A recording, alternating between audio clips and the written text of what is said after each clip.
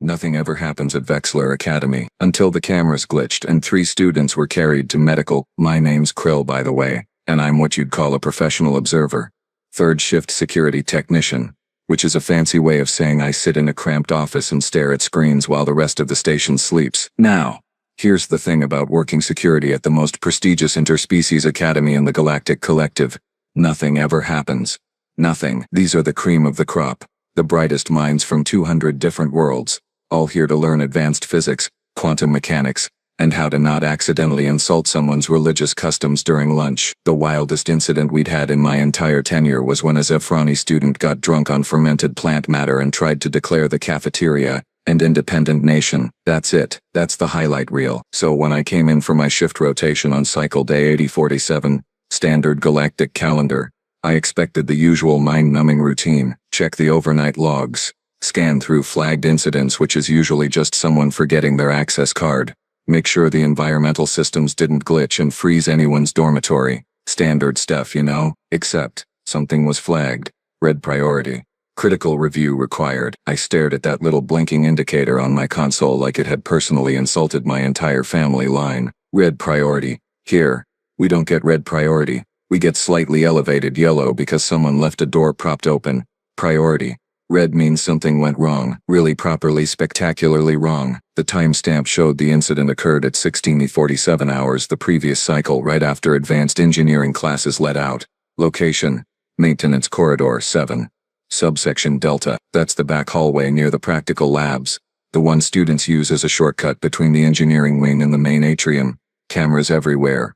Full coverage. Multiple angles. Our surveillance net there is absolutely flawless. And I mean flawless because the Academy Board spent an obscene amount of credits making sure we could monitor every centimeter of this facility. So naturally, the footage was corrupted.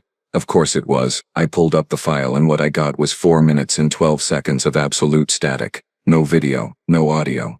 Just digital noise where there should have been crisp, clear footage of an empty hallway. The cameras before the incident. Perfect. Crystal clear. The cameras after. Also perfect. Showing absolutely nothing unusual, just students walking past like it was any other day. But those 4 minutes? Gone. Vanished. Glitched into the quantum void. Fantastic, I muttered, clicking through the adjacent camera angles.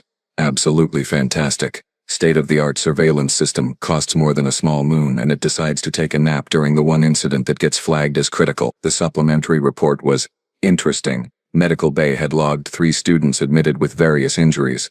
Thaxon Velnir and his 2 constant companions, Drask and Peller, all Krillians from Krill Prime, which is what we call a standard gravity world. Nice place actually. Been there once for a conference. Comfortable, boring, safe. The injuries listed were, and I'm reading directly from the medical file here, 2 fractured manipulator appendages, 1 dislocated joint cluster, severe bruising across 3 different body sections, 1 cracked cranial plate, and something the medical AI flagged as acute stress response consistent with significant physical trauma. For context, these 3 students were engineering majors. Big guys, relatively speaking. Krillians are built solid, good muscle density, decent height. They weren't fragile, and yet, something in that corridor during those 4 missing minutes had absolutely wrecked them. The incident report filed by the students themselves was even more fascinating. According to their official statement, they'd accidentally collided with a maintenance cart and fallen down some stairs, which would be almost believable except for 2 tiny problems. There were no stairs in Maintenance Corridor 7, and our inventory logs showed 0 maintenance carts checked out during that time frame. So someone was lying. The students were lying. The cameras had mysteriously glitched, and the only other person listed as present during the incident window was one Vera Chen, human, first cycle exchange student from Earth. Enrolled in advanced engineering with a near-perfect academic record, a human, a Deathworlder, and 3 Krillian students who suddenly couldn't remember how to tell the truth. I leaned back in my chair, all 4 of my eye stalks focused on that corrupted footage timestamp, and I started laughing. Not a happy laugh, mind you, more like the laugh you make when you realize you're about to spend the next several cycles piecing together something that absolutely nobody wants pieced together. Because here's what I've learned in 16 cycles of security work. When the cameras glitch, when the students lie, and when a human is involved, something fascinating happened. And fascinating in a place like Wexler Academy usually means someone made a very, very stupid mistake. Right, so let me back up and paint you the picture of what led to this mess. Because context matters, and also because I had to interview about 20 different students to reconstruct this timeline, which was absolutely as fun as it sounds. Vera Chen arrived at Vexler Academy at the start of the academic cycle as part of Earth's new exchange program. Humans fresh into the galactic collective, eager to prove themselves, sending their best and brightest to learn alongside the rest of us. Standard procedure for newly integrated species. Nothing unusual there, except, well, humans are weird. And I don't mean that as an insult, I mean it as a statement of observable fact. They're from Earth, which our xenobiologists classify as a Class 12 Deathworld, which is a polite scientific way of saying everything there is actively trying to kill you, including the weather, the wildlife, and probably the plants. Thora was quiet. That's what everyone told me. Quiet, polite, kept to herself, mostly. She'd sit in the back of the advanced engineering lectures, taking notes on her datapad, answering questions when called on, getting perfect marks on every practical exam. 5'5" in human measurements, which translated to average height for her species, dark hair usually tied back, and this utterly unremarkable appearance that made her blend into any crowd. Unremarkable, except for the eyes. Multiple students mentioned this independently, so I'm not making it up. Her eyes had this quality that made people uncomfortable if they looked too long, alert, constantly scanning. Like she was perpetually assessing threats that nobody else could see. Deathworld instincts, probably. When your planet's idea of weather includes lightning storms that can vaporize buildings and predators with enough bite force to crush titanium, you develop a certain awareness. Now, enter Thaxon Velnir and his delightful crew. Thaxon was, according to multiple character witnesses, exactly the kind of student every academy has and nobody wants. Rich family, legacy admission, just enough intelligence to pass his classes without effort, and absolutely convinced that this made him special. He'd been top of his cohort before Vera arrived, coasting on natural talent and that annoying combination of privilege and competence. Then this human shows up and starts casually outperforming him. Not by trying, apparently, just by existing and doing the work. Their engineering professor, a very patient Talaxian named Horvex, told me the tension started building around week 3. They'd been assigned a practical problem. Design a propulsion system that could function in high radiation environments. Standard third cycle stuff. Challenging but manageable. Vera submitted her design early. Not just early, but with innovations that Horvex, who'd been teaching for 40 cycles, had never seen before. Something about recursive shielding and magnetic field manipulation that made the entire system 30% more efficient. She explained it in class with this matter-of-fact tone, like it was obvious. Like anyone could have thought of it. Thaxon's design was good. Solid. Textbook. It would have been top of the class any other cycle. He got second place. And he did not take it well. She cheated. He'd told his friends loudly in the corridor after class. Not quite loud enough for the professors to hear, but definitely loud enough for Vera, who was walking behind them. Humans just got here. No way they're that advanced. She copied it from somewhere. Vera, according to witnesses, didn't react, didn't speed up, didn't slow down, didn't say a word. Just kept walking to her next class like she hadn't heard a thing, which, and here's where the human behavior gets weird, probably made Thaxon even angrier. Because when you insult someone and they don't react, don't defend themselves, don't even acknowledge you exist, that's worse than fighting back. That's dismissal. That's saying you're not even worth the energy of a response. Over the next few weeks it escalated. Small things, mostly. Thaxon and his crew, Drask and Peller, started sitting near Vera in lectures, making comments just loud enough for her to hear, questioning her answers, implying she didn't belong, suggesting maybe Deathworlders should stick to physical labor instead of engineering. Vera's response: absolutely nothing. She'd sit there, take her notes, ace her exams, and maintain this perfectly calm exterior that apparently drove Thaxon absolutely insane. Professor Horvex noticed, obviously. He's not blind, but here's the thing about academic rivalry at prestigious institutions. Unless someone actually does something actionable, unless there's a direct threat or physical altercation, administration tends to classify it as interpersonal conflict and let students work it out themselves. Character building, they call it. Learning to navigate social dynamics. Yeah.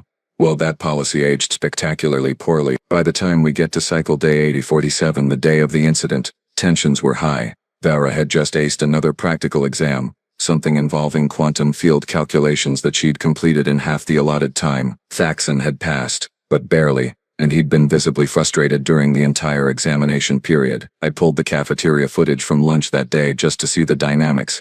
Vera sat alone eating something that looked vaguely toxic but was apparently normal human food. Thaxon sat 3 tables away with Drask and Peller, and all 3 of them kept glancing over at her, having these intense quiet conversations, and Vera? She noticed. Of course she noticed. Those Deathworld eyes tracked every single glance, logged every whispered word she couldn't quite hear. But her expression never changed. She just kept eating, kept reading whatever was on her datapad, kept existing in this bubble of perfect, unshakable calm. Looking at that footage now, knowing what I know happened later, that calm wasn't peaceful. That was control. That was a predator deciding that the annoyances around her weren't worth the energy of a response. Yet, the yet is important. Because patience, even Deathworlder patience, has limits. And Thaxon in his infinite wisdom was about to find exactly where that limit was. Oh right. So here's where everything goes sideways, and I mean that literally, because the testimony I collected from the 3 other students who witnessed the beginning of this incident all used variations of the phrase, "It felt wrong." Advanced engineering let out at 60:45 hours. Standard schedule. Vera packed up her materials, nodded politely to Professor Horvex, and took her usual road back toward the residential wing. That road included Maintenance Corridor 7, subsection Delta, because it shaved off about 3 minutes of walking time and most students used it as a shortcut. Thaxon knew this. Of course he knew this. He'd been watching her patterns for weeks, and apparently today was the day he'd decided to do something about his wounded pride. According to Lenara, a Satarian student who'd been walking about 20 meters behind Vera, Thaxon and his 2 friends were already waiting in the corridor when Vera entered.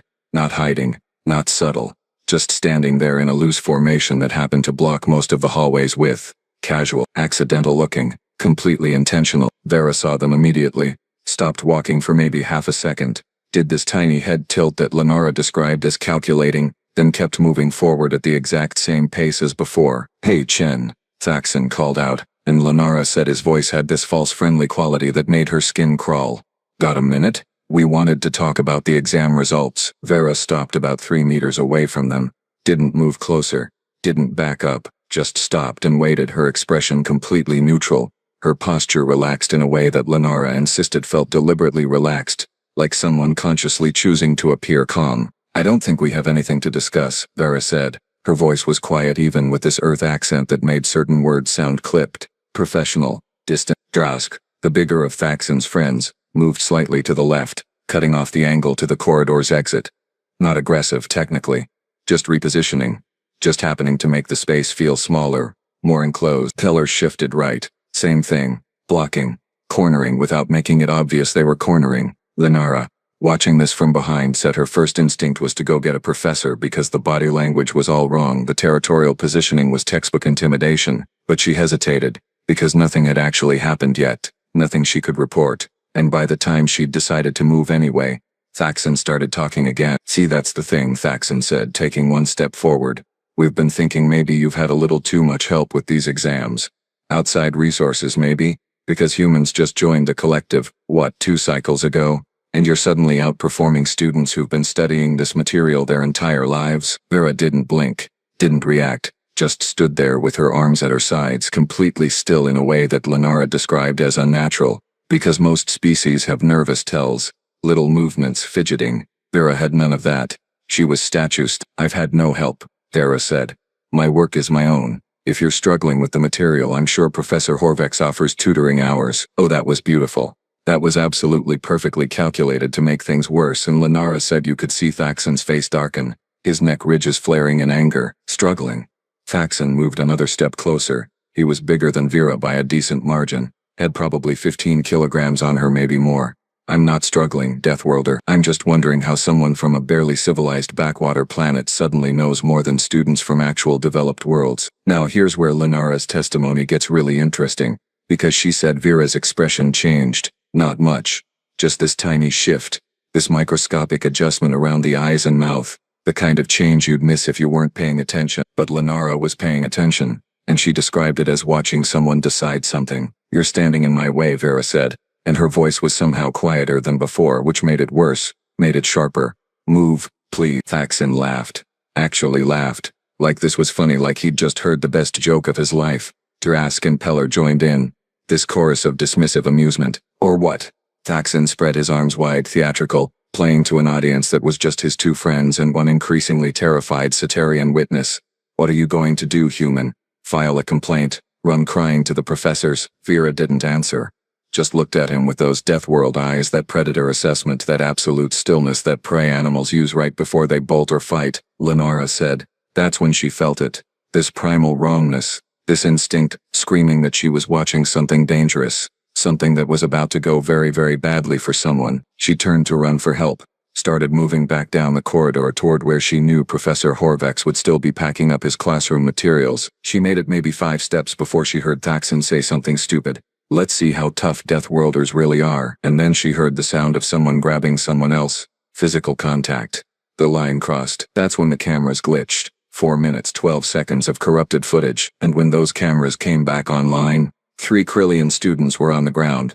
Vera was calmly adjusting her jacket. And Lenara was frozen in the corridor, staring back at a scene that her brain absolutely refused to process. So here's the problem with corrupted footage. You can't see what happened, but you can interview witnesses, check medical reports, and piece together a timeline that makes everyone involved extremely uncomfortable. Lucky me, right? This is exactly what I wanted to do with my career. Lenara gave her statement 3 times, each time more reluctantly than the last, and I don't blame her. What she described sounded like a nature documentary gone horribly wrong, except the predator was 5'5" and had been minding her own business until someone made a catastrophically stupid decision. According to Lenara, Thaxon reached out and grabbed Vera's shoulder. Not a gentle touch, not a tap to get attention, a grab. Fingers digging in, proprietary, aggressive, the kind of physical contact that says I can touch you and you can't stop me. Vera's response was immediate. And I mean immediate. Like 0 delay between stimulus and reaction, the kind of reflex speed that shouldn't be possible for a species that evolved without cybernetic enhancements. She moved. Thaxon's hand was on her shoulder 1 second, and the next second he was bent forward at an angle that looked anatomically improbable, his arm twisted behind his back, his face about 10 centimeters from the corridor floor, making this high-pitched wheezing sound that Lenara initially thought was a mechanical malfunction. That's when I realized, Lenara told me, her voice still shaky 3 cycles later, that I'd never actually seen a human move before. Not really move. Vera had always been so controlled, so careful, like she was deliberately moving in slow motion. But that was normal speed for her. That was what they actually move like when they're not pretending to be like us. Thrask, to his credit or more likely his stupidity, tried to help his friend. He moved in from the side, reaching for Vera, probably planning to pull her off Thaxon. He didn't make it. Vera released Thaxon, who dropped to the floor like his strings got cut, and she pivoted. Lenara used that word specifically. Pivoted. Not turned, not spun, but pivoted. Like a weapon system acquiring a new target. Her leg came up in an arc that Lenara's brain registered as physically impossible right up until Vera's foot connected with Drosk's midsection. The sound, Lenara said, was like someone hitting a percussion instrument. Loud. Hollow. Final. Drosk flew backwards. Not stumbled, not staggered. Flew, hit the corridor wall hard enough to dent the metal paneling, then slid down to the floor making these wet gasping sounds that meant his respiratory system had temporarily forgotten how to function. Now here's where my security brain starts screaming, because the physics don't work. A wreck massed maybe 60 kilograms dripping wet. Drosk, 90, maybe 95. The force required to move that much mass that distance shouldn't be generatable by something Vera's size. Not without mechanical assistance, not without leverage that didn't exist in that corridor, except Deathworld, Deathworld biology, Deathworld gravity, which is roughly 1.3 times what Krill Prime considers normal. Vera had spent her entire life hauling around 60 kilograms in gravity that would make most species collapse after an hour. Her muscle density, her bone structure, her entire physical architecture was built for an environment that actively wanted to crush her into paste. On a station with standard gravity, she was, effectively, a hydraulic press wearing skin. Peller, demonstrating the kind of tactical thinking that gets you killed in nature, decided that 2-on-1 odds looked pretty good and rushed in while Vera was in his mind distracted by Drosk's impact with the wall. Vera wasn't distracted. Vera was never distracted. Those Deathworld eyes tracked everything, processed everything, calculated threat priorities faster than our surveillance AI could flag anomalies. She dropped low, something Lenara described as folding, and Peller's momentum carried him right over her. She came up as he passed, elbow rising in an arc that caught him under the jaw with enough force that Lenara heard the crack from 20 meters away. Peller went down. Didn't fly backwards dramatically, just switched off like someone cut his power.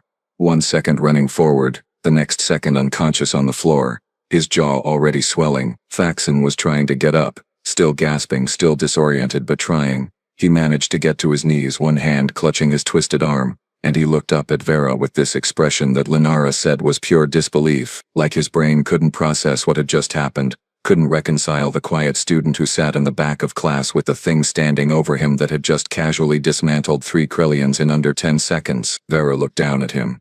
Still calm.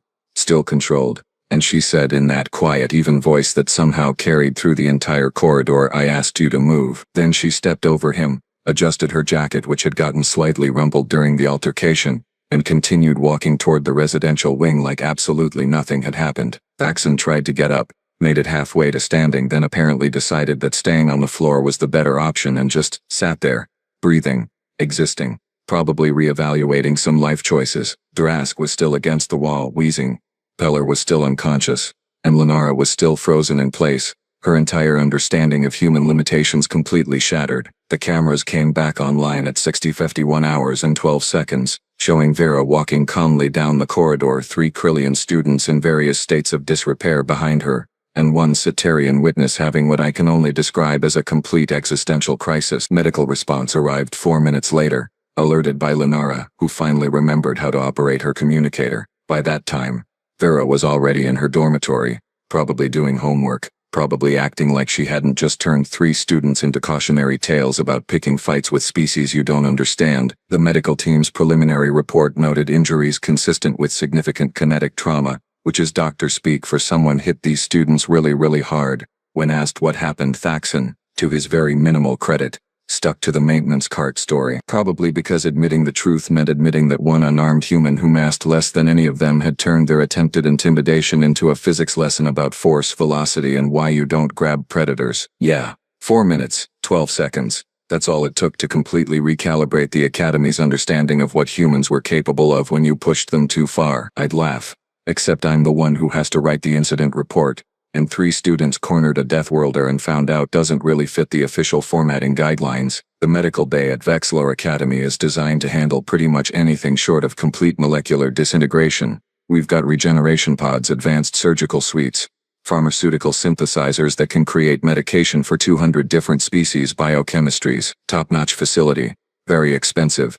Very rarely actually needed because again nothing ever happens here. Until 3 Krillian students showed up looking like they'd argued with a cargo loader and lost. I pulled the medical logs because, well, that's my job, and also because I have a morbid curiosity about how badly someone has to mess up to end up with injuries this comprehensive. Dr. Yelesh, our head medical officer who's seen everything in 40 cycles of practice, filed a report that was absolutely dripping with professional confusion. Thaxon, dislocated shoulder, hyperextended elbow, strained ligaments in the wrist and manipulator digits, severe bruising along the arm and shoulder complex, consistent with, and I'm quoting here, joint manipulation by someone with extensive knowledge of Krillian anatomy and sufficient strength to overcome natural resistance. Treatment time 6 hours in regeneration. Prognosis, full recovery. Probable lasting nervousness around humans. Drask, 3 cracked ribs, bruised respiratory organs, minor spinal compression, massive contusion across the entire torso region, consistent with blunt force impact significantly exceeding normal physiological tolerances for species. Translation, someone kicked him so hard his ancestors felt it. Treatment time, 8 hours in regeneration. Prognosis, full recovery. Permanent dent in the corridor wall as a monument to his poor judgment. Tellur, fractured mandible, severe concussion, whiplash injury to the neck structure, 2 chipped teeth, consistent with upward strike to the jaw region with extreme force. He didn't wake up for 3 hours, and when he did, his first words were apparently "Where is she?" followed immediately by "Please don't tell her I asked." Treatment time 10 hours in regeneration. Prognosis, full recovery. Lifetime subscription to looking over his shoulder. Dr. Yelish noted in her report, with what I can only describe as barely suppressed amusement, that all 3 injuries were precisely calculated to incapacitate without causing permanent damage, and that the individual responsible demonstrated remarkable restraint and anatomical knowledge. Restraint. She used the word restraint. Vera put 3 students in medical, and the doctor's professional opinion was that she'd been holding back. Meanwhile, administration called Vera in for a statement approximately 2 hours after the incident. Dean Morphix, a Valorian who'd been running this academy for 20 cycles and thought he'd seen everything, conducted the interview personally. I got the recording because everything's recorded here. And let me tell you, it's a masterclass in saying absolutely nothing while technically answering every question. Miss Chen. The recording starts. Dean Morphix's voice very formal, very careful. Can you describe what happened in Maintenance Corridor 7 this afternoon? I was walking back to my dormitory, Vera replied, and her voice was exactly the same as always. Calm, even, completely unbothered. Taxon Velnir and his friends were blocking the corridor. I asked them to move. They didn't. Taxon grabbed me. I defended myself. Then I continued to my dormitory. Can you elaborate on how you defended yourself? I removed his hand from my shoulder and encouraged all three of them to reconsider their positioning. Standard self-defense protocols from Earth. Standard self-defense protocols. Like that explained anything. Like that covered the transition from grab to 3 students in medical bay. Did you intend to cause injury? I intended to stop being grabbed and to leave the corridor safely. The injuries were an unfortunate consequence of their decision to initiate physical contact without consent. Dean Morphix tried several more angles, but Vera's answers were all variations of the same theme. She'd been attacked. She'd defended herself. She'd used appropriate force to end the threat. She had no regrets. Completely calm. Completely composed. Like she was discussing a mildly interesting homework assignment. The dean eventually let her go with a warning about excessive force, which was hilarious because the footage was corrupted and Thaxon's crew was sticking to the maintenance cart story, so there was no actual evidence of what happened beyond witness testimony and medical reports. But here's the thing about academy environments. Official stories are one thing, but student gossip? That's the real information network. By the next cycle everyone knew. Not the official version. The real version.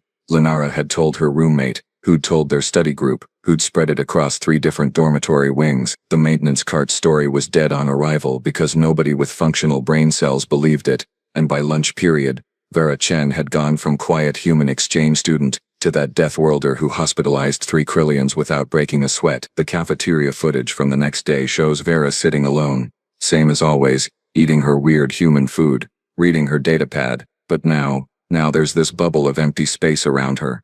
Not hostile, just cautious. Students giving her a respectfully wide berth. The kind of space you give to something you've suddenly realized is dangerous. I watched one Helverian student accidentally bump into her table, then practically teleport backwards apologizing, hands up in a universal I'm not a threat gesture. Vera just nodded, said no problem and went back to her reading. Thaxon and his crew? Different story. They came back to classes after 2 cycles of medical leave, and the change was visible. They sat in the front now, far away from Vera. They didn't make comments. They didn't even look in her direction. When they passed her in hallways, they moved to the opposite wall, gave her space, kept their eyes down, broken. Some students whispered, humbled. Others said more charitably, I'd call it educated. They'd learned a valuable lesson about threat assessment and why you don't corner predators, even small ones, even quiet ones. Especially ones from planets where everything is actively trying to kill you. Professor Horvax told me privately that Vera's academic performance hadn't changed at all. Still perfect marks, still innovative solutions, still that same quiet competence. The only difference was that now, when she answered questions in class, students actually listened instead of dismissing her. Respect through violence wasn't the ideal path to integration, but apparently it was effective. The official story stayed official. 3 students, 1 maintenance cart, very unfortunate accident. The academy board accepted it because the alternative meant admitting their security systems had failed, and one of their students had turned into a 1-person tactical response unit. But everyone knew. Everyone. And the unofficial lesson learned that day spread through the academy like wildfire. Humans are polite, humans are controlled, right up until you grab them. Then you find out what Deathworld evolution actually means. And by that point you're already on your way to medical, wondering where your dignity went and why gravity suddenly feels personal. So here I am 3 cycles after the incident, staring at my final security report and trying to figure out how to write our state-of-the-art surveillance system mysteriously failed right when we needed it most. 3 students got absolutely demolished by someone half their size, and now we're all pretending it was a maintenance cart in a way that doesn't get me fired. The official report I submitted was a masterpiece of bureaucratic doublespeak. Equipment malfunction, probable electromagnetic interference, student injuries consistent with accidental collision, no further action required, recommend increased maintenance inspection intervals for corridor equipment. Beautiful, meaningless, completely useless to anyone trying to figure out what actually happened. But I attached a secondary file, flagged for senior administration only, titled Recommended Policy Adjustments Regarding Deathworld Species Integration, because if there's one thing I learned from this entire mess, it's that nobody at this academy had actually thought through what having humans here meant. The policy changes came down 2 cycles later, and they were, in my professional opinion, both hilarious and depressing. First, mandatory orientation for all students on physiological differences and appropriate social interaction protocols for high-gravity species.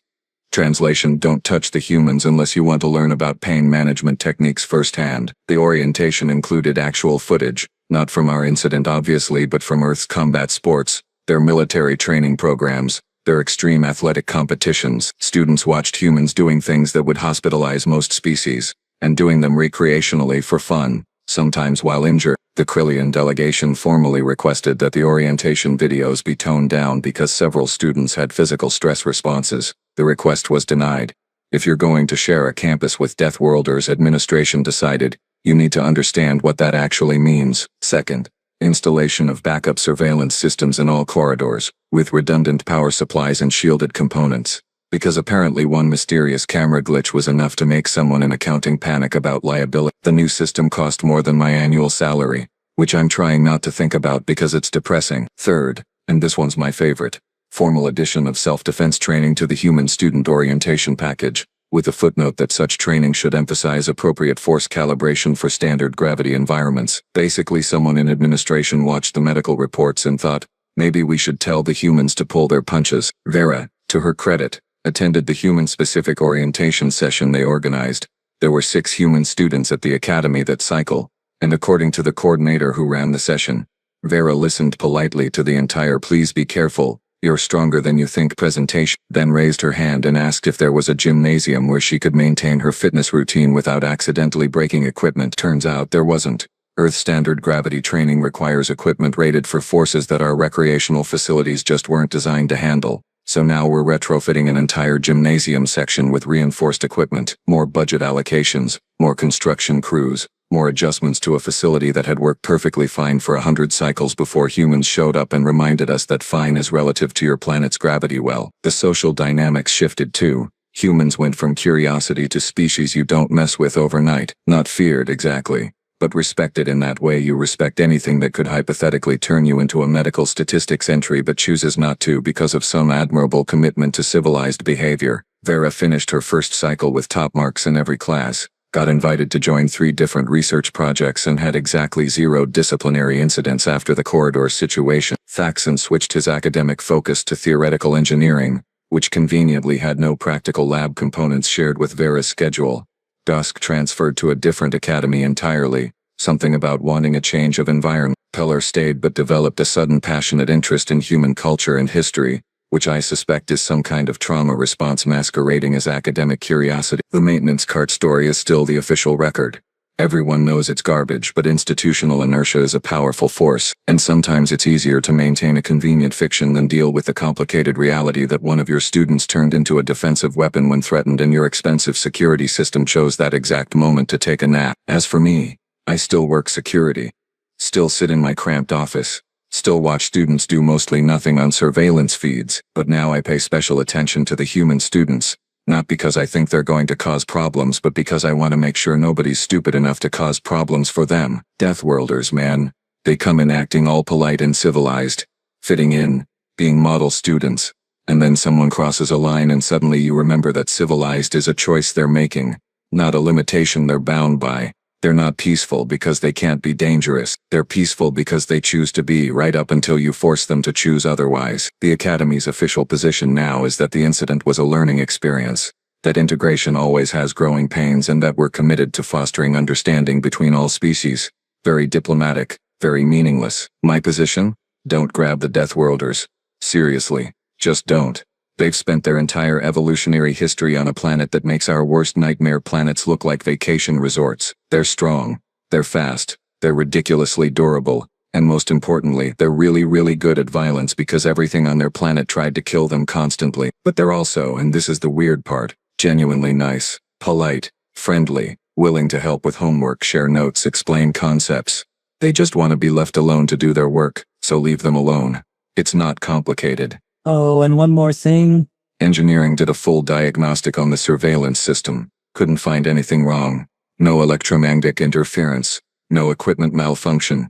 No explanation for why those cameras glitched for exactly 4 minutes and 12 seconds, which means one of three things. Either we've got the most perfectly timed random failure in the history of electronic systems, someone with serious technical skills deliberately corrupted the footage, or the universe itself looked at what was about to happen and decided that maybe, just maybe, some things are better left unrecorded. Personally, I'm going with option 3. It's more comforting than the alternatives, and I've recommended, purely coincidentally, that we increase our camera maintenance schedule, not because of any specific incident, you understand, just general best practices. The cameras around the human dormitories now get checked twice as often as any other sector, not because we don't trust humans but because apparently when they're involved, technology develops a sense of dramatic timing. Welcome to Vexlar Academy, where we educate the best and brightest from across the galactic collective, and where we learned the hard way that some species need more personal space than others, much more, with consequences measured in medical bay occupancy rates.